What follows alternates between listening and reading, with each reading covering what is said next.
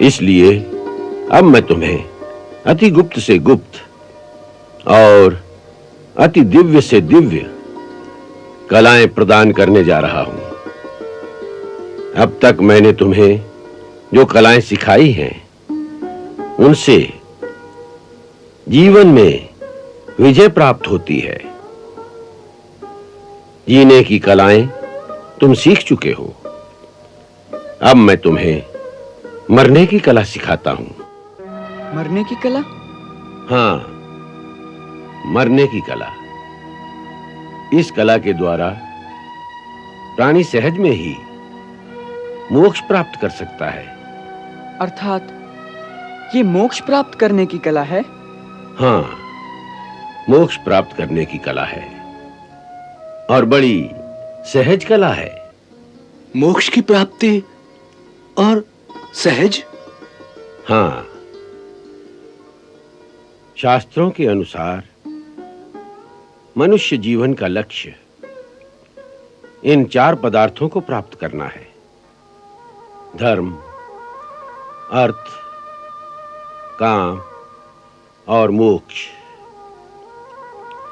मनुष्य अपने जीवन में केवल 3 ही पदार्थों को प्राप्त कर सकता है, अर्थात धर्म, अर्थ और काम। चौथा, जो इन सबसे महान पदार्थ है, मोक्ष, उसकी प्राप्ति उसे केवल मरने पर ही हो सकती है, वो भी तब यदि उसे मरने की कला आती हो।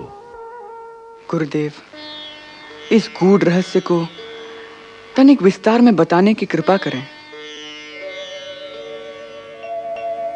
देखो, शास्त्र कहते हैं कि मृत्यु के समय प्राणी के मन में जो भाव होते हैं, उसी के अनुसार उसकी अंतगति होती है।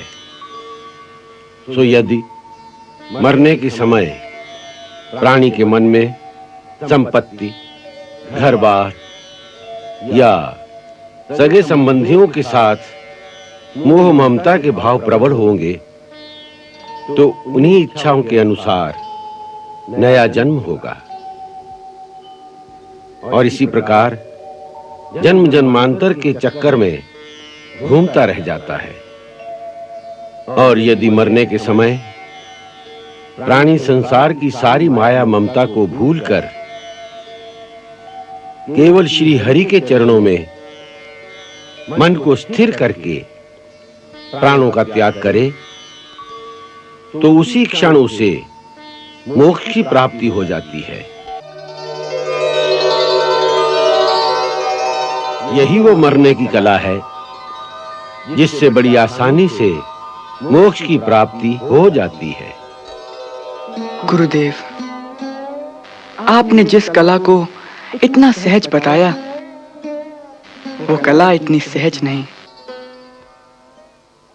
जिस प्राणी का मन अपने अहंकार के मद में चूर जीवन भर केवल सकाम कर्मों में उलझा रहेगा, उसे मृत्यु के समय अचानक श्री हरि की याद कैसे आएगी? ये बहुत कठिन है। तुमने ठीक ही कहा कि यदि जीवन भर प्राणी केवल सकाम कर्मों में ही उलझा रहेगा, तो अंत समय में उसे श्री हरि चरणों का ध्यान कभी नहीं आएगा। इसलिए यह आवश्यक है कि मनुष्य सारा जीवन अपनी दिनचर्या में नित्य प्रति थोड़ी देर के लिए बाकी सब कामों को भूलकर केवल श्री हरि का स्मरण करे, उनके चरणों का ध्यान करे, उनकी लीलाओं का गान करे कि किस प्रकार प्रभु अपने भक्तों की रक्षा और दुष्टों का नाश करने के लिए बार-बार पृथ्वी पर अवतार लेते रहे हैं। कभी नरसिंह रूप में, कभी कच्छप रूप में और कभी वराह रूप में। उन अवतारों की कथाओं का नित्य श्रवण करने से न केवल उसकी आस्था और उसके विश्वास दृढ़ होते जाएंगे, बल्कि अपने हृदय में स्वयं ही भक्ति का स्रोत भी बहने लगेगा। वही अंत समय में उसकी सहायता करेगा। भगवान, यदि